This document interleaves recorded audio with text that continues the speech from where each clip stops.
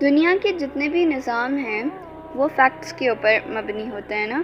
جیسے کہ آگ ہے تو آگ کا کام ہے جلانا، لوہے کا کام ہے کاٹنا.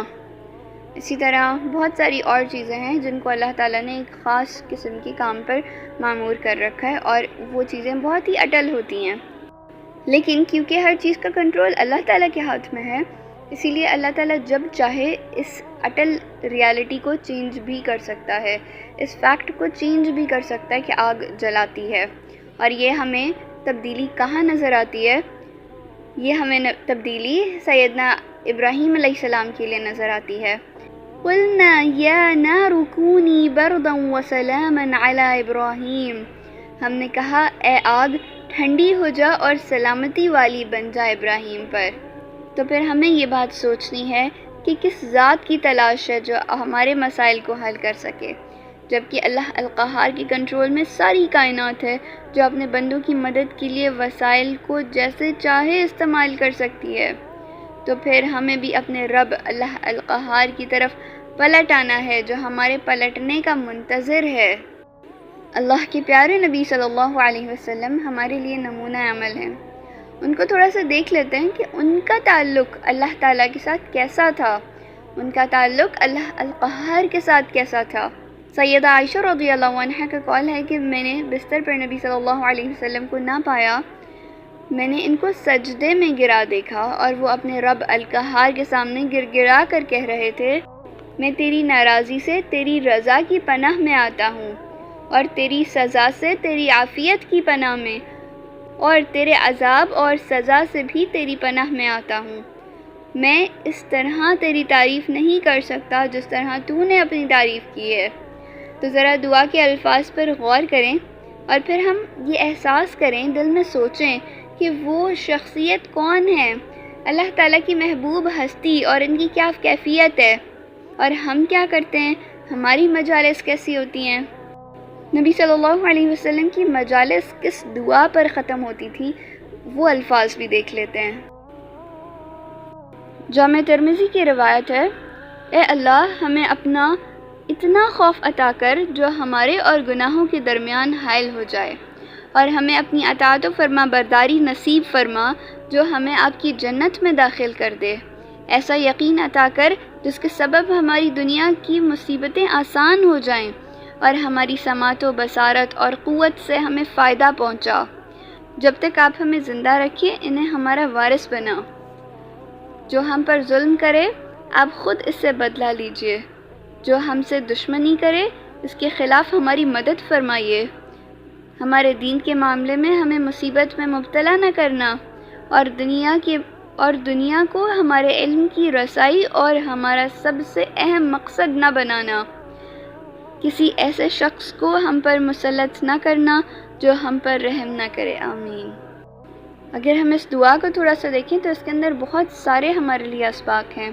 پہلی چیز تو یہ جو دعا میں مانگی گئی وہ کیا ہے کہ گناہوں کو ہمارے درمیان حائل نہ ہونے دینا، کیونکہ ہمیں تو جنت میں جانا ہے اور اللہ اپنی فرما برداری نصیب فرمانا. دوسری چیز کیا ہے کہ ہماری مصیبتوں کو آسان کر دینا. تیسری چیز کیا ہے کہ ہماری جو سننے، سوچنے اور بولنے کی جو قوت ہے اس سے ہمیں فائدہ پہنچانا. جب تک ہمیں زندہ رکھے یہی ہمارے وارث بن جائیں، یعنی یہی جو ہماری سماعت ہے، بصارت ہے، بولنے کی قوت ہے، یہ ہمارے وارث بن جائیں. اور اگر کوئی ہم پر ظلم کرے تو آپ خود ہی اس کا بدلہ لے لیں.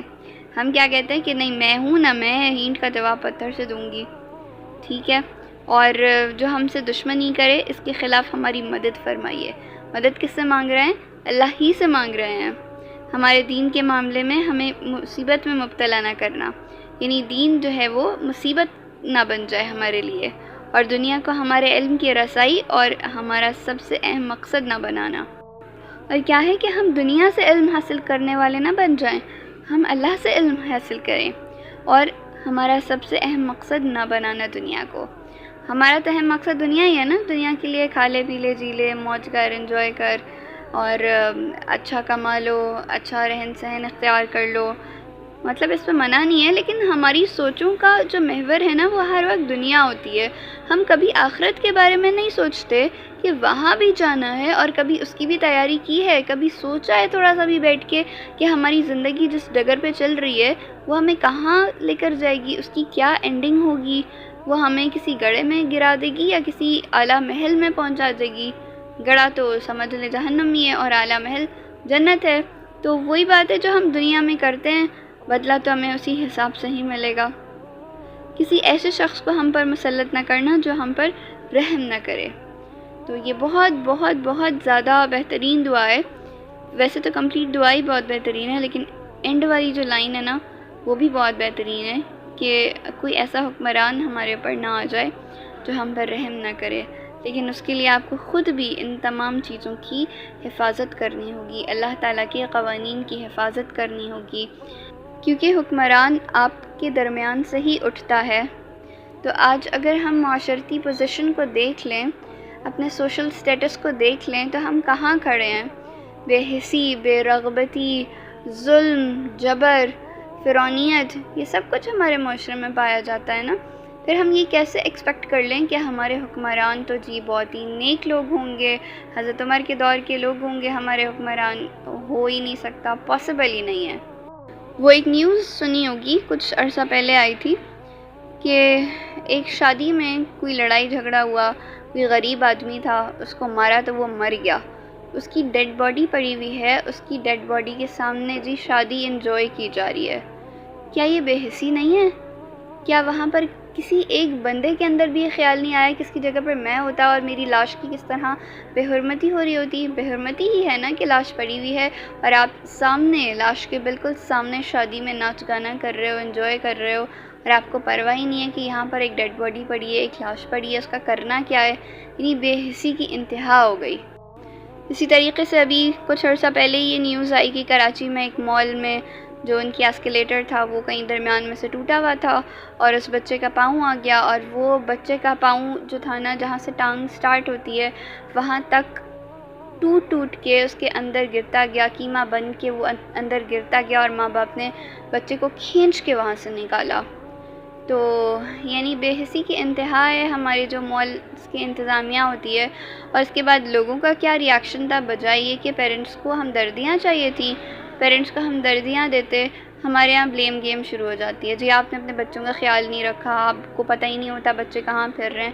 بھائی بچے ماں باپ کے ساتھ ہی ہوتے ہیں، کہیں ادھر ادھر نہیں پھر رہے ہوتے. اب اچانک ایک مصیبت آنی ہوتی ہے تو وہ ماں باپ کیسے اس چیز کو وہ نکالیں اس سے نا. ایک بچے کا پاؤں پھنس رہا ہے، اب ماں باپ کو کیا پتہ کہ یہاں سے ٹوٹا ہوا ہے تو ہم لوگوں نے اپنے بچے کو بچا لینا ہے. تو فوراً بلیم گیم شروع ہو جاتی ہے ہمارے معاشرے میں. اسی طرح آپ یہ دیکھیں جہاں 2-2, 3-3, 4-4 سال کی بچیوں کا ریپ کر کے ان کو پھینک دیا جاتا ہے. ایسے معاشرے میں کہاں سے اچھے حکمران آئیں گے؟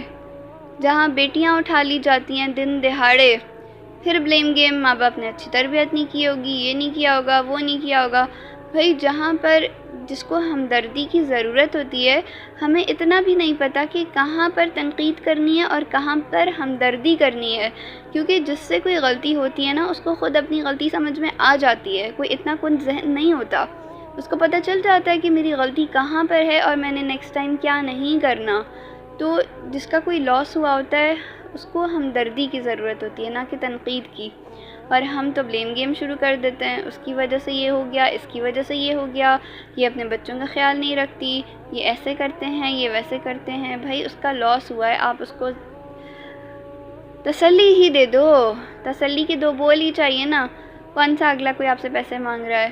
فائنینشیل سپورٹ تو کوئی نہیں مانگتا، مورل سپورٹ ہی سب مانگتے ہیں. لیکن نہیں، بے حسی کی انتہا اور مظلوم بیچارے کی بے بسی کی انتہا، جہاں پر جھوٹ تو فراوانی سے بولا جاتا ہو. اور حدیث میں کیا آتا ہے کہ مومن سب کچھ ہو سکتا ہے، جھوٹا نہیں ہو سکتا. اور جھوٹ تو ہمارے ہاں بہت ہی ایسے بولا جاتا ہے جیسے کوئی چیز ہی نہیں ہے، جھوٹ کو کچھ سمجھا ہی نہیں جاتا. چوری، آرام سے کسی کی چیز اٹھا لینا، بھئی خیر ہے. مطلب ہمارے معاشروں میں یہاں تک ہوتا ہے، بہن بھائی ایک دوسرے کی چیزیں اٹھا لیتے ہیں، خیر ہے. امی ابو کی چیزیں اٹھا لیں گے، خیر ہے. بعد میں بے شک جتنی مرضی ڈانٹ بھی پڑ جائے اور ان بچوں کو بھی پتہ ہوتا ہے بھائی ڈانٹ پڑ جائے گی، لیکن اس وقت آرام سے بول دیں گے خیر ہے. رشوت جس معاشرے میں ہو، دھوکہ دہی جس معاشرے میں ہو، تو آپ سوچئے نا ایسے معاشرے میں کہاں سے اچھا حکمران آئے گا؟ حکمران کیا مارس سے آنا ہے، جوپیٹر سے آنا ہے؟ پاکستانی ہی حکمران ہوگا نا اگر ہم پاکستانی ہیں۔ امریکن ہیں تو امریکن ہی حکمران ہوگا، کہیں اور سے باہر سے تھوڑی آئے گا۔ جس ملک میں رہتے ہیں اسی ملک کا حکمران ہوگا، اور جیسی عوام ہوگی ویسا ہی حکمران ہوگا۔ چلیے اب یہ دیکھتے ہیں کہ نبی صلی اللہ علیہ وسلم رکوع میں جب ہوتے تھے تو کیا خوبصورت الفاظ ان کی زبان سے جاری ہوتے تھے۔ خشع لک سمعی و بصری و مخی و عظمی و عصبی، میرے کان، میری آنکھ، میرے دماغ، میری ہڈیاں اور میرے پٹھوں نے تیرے لیے عاجزی کا اظہار کیا۔ کتنے خوبصورت الفاظ ہیں کہ میرے پورے جسم نے تیری آگے عاجزی کا اظہار کیا، اور جسم کے ایک ایک عضو کا نام لے کر اللہ تعالیٰ کے آگے خود سپردگی کا اظہار کرنا بہت ہی بہترین قسم کا یہ اظہار ہے۔ اور یہ دعا ہمیں احساس دلاتی ہے کہ آپ اور میں بہترین مخلوق ہیں، اور اللہ القہار کے سامنے عجز اور انکساری کا اظہار کر کے مزید اعلیٰ مخلوق بن جاتے ہیں۔ اس لیے اللہ القہار سے ربط و وابستگی بندے کو قیمتی بنا دیتا ہے۔ اللہ القہار نے دنیا اور آخرت کے ہر معاملے میں اپنا کنٹرول رکھا ہے۔ آدم کے پتلے میں روح پھونکنی ہو یا سور پھونکنا ہو، اسی کا قہر کنٹرول اللہ کے پاس ہے۔ صراط مستقیم پر اور میدان حشر میں بھی اسی کا غلبہ ہوگا۔ اس وقت جب میزان رکھی جائے گی اور جب جنت اور دوزخ اس کے مکمل کنٹرول کے ساتھ لائے جائیں گے، اور جب مومنین کے لیے خوشخبری سنائی جائے گی، یوم تری المؤمنین والمؤمنات سعی نورهم بین ایدیہم وبایمانہم بشراکم اليوم جنات تجری من تحتها الانہار خالدین فیہا ذلک هو الفوز العظیم۔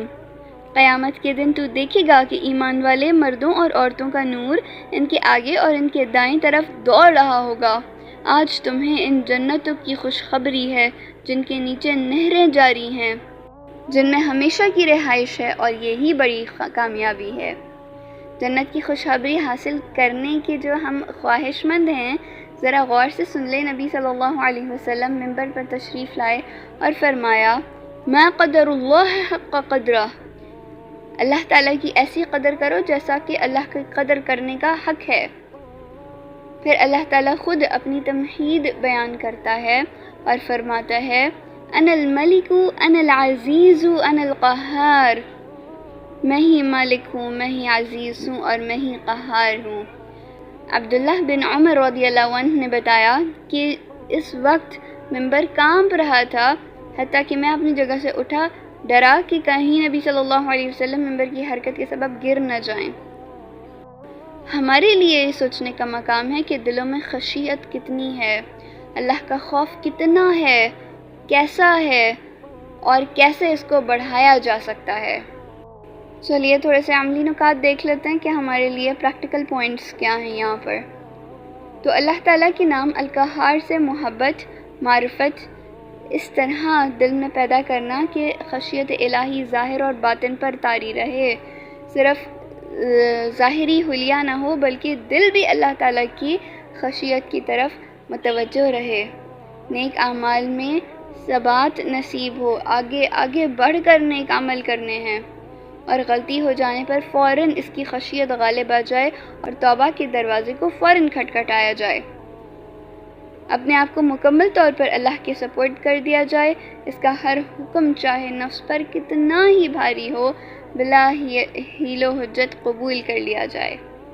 اس بات سے بچنے کی پوری کوشش ہو کہ دوسروں پر قہر اور زبردستی نہ کی جائے، خاص طور پر کمزوروں اور یتیموں کے معاملے میں خاص احتیاط برتی جائے، نفس امارہ کو کنٹرول کرنے کے لیے بھرپور کوشش کی جائے، اور برائیوں پہ قابو پانے کے لیے اپنے ایمان کو جانچتے رہنا چاہیے، نفس کے سرکش گھوڑے کو ایمان و یقین کی لگاموں سے قابو کرنے کی مشق جاری رکھنی چاہیے، اللہ تعالیٰ کی اطاعت پر کمر بستہ رہ کر شیطان اور نفس کے حملوں کو مغلوب کرنے کی بھرپور کوشش ہونی چاہیے۔